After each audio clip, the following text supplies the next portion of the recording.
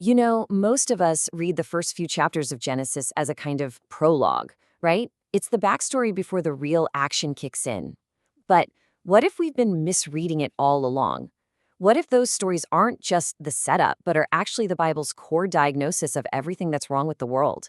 That's the powerful idea we're diving into today.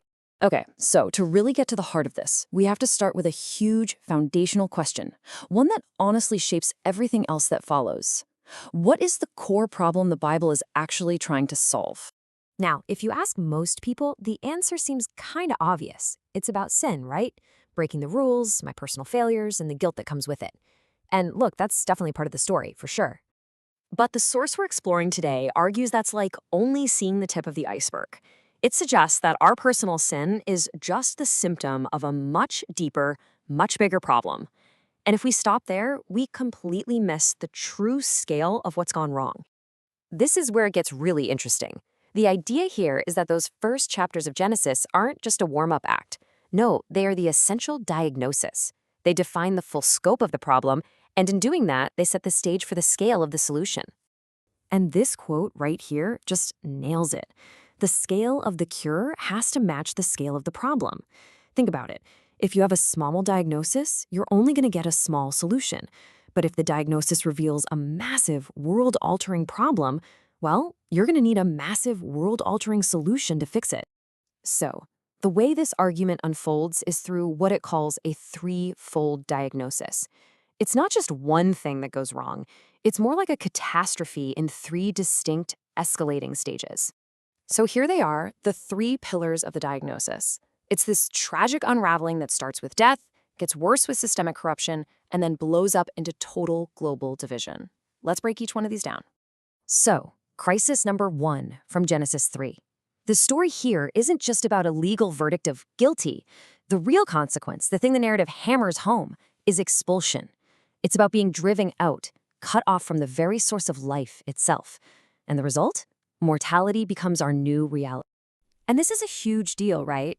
Because if the fundamental problem is death, then you can't solve it just by telling people to try harder or be better. Moral effort, no matter how sincere, can't reverse mortality. Something has to be done to death itself. But it doesn't stop there. The problem actually gets worse. It metastasizes. By the time we get to Genesis 6, evil isn't just a series of bad individual choices anymore. It's become systemic. It's in the water. The text describes this crazy cosmic boundary violation, and the result is that corruption just saturates the very structures of the world. And this right here, this explains so much. It tells us why just giving more rules, like the law of Moses later on, can only be a temporary fix. Sure, the law can act as a restraint. It can put up some guardrails, but it can't regenerate a corrupt system from the inside out. It just can't.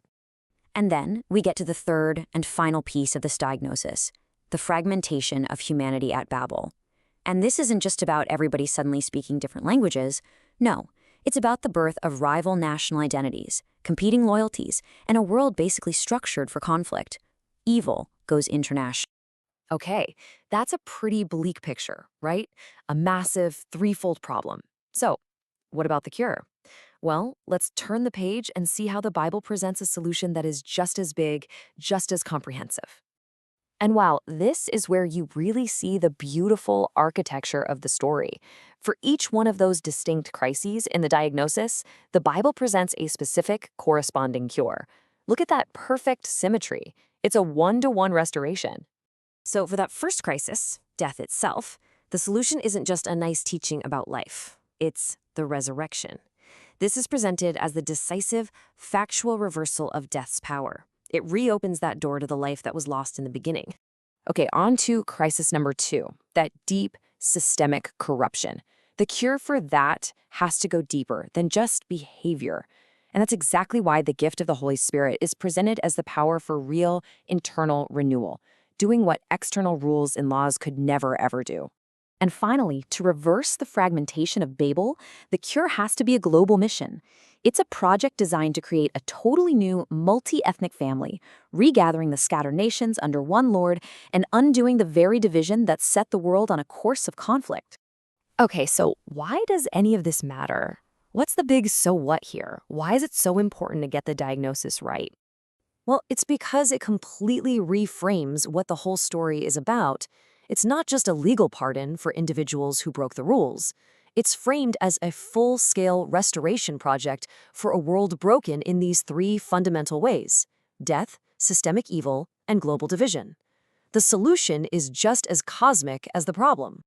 And this quote from the source we're looking at just perfectly sums it all up. Shrink the diagnosis, and the gospel shrinks with it. I mean, think about that. If the problem is just my personal guilt, then the solution can be small and private. But if the problem is death itself, systemic evil, and warring nations, then the solution has to be nothing less than the remaking of heaven and earth. So that's the question we want to leave you with. Once you see the problem on this scale, as death, systemic corruption, and global division, how does that change your entire understanding of what the cure is truly meant to accomplish? It changes everything.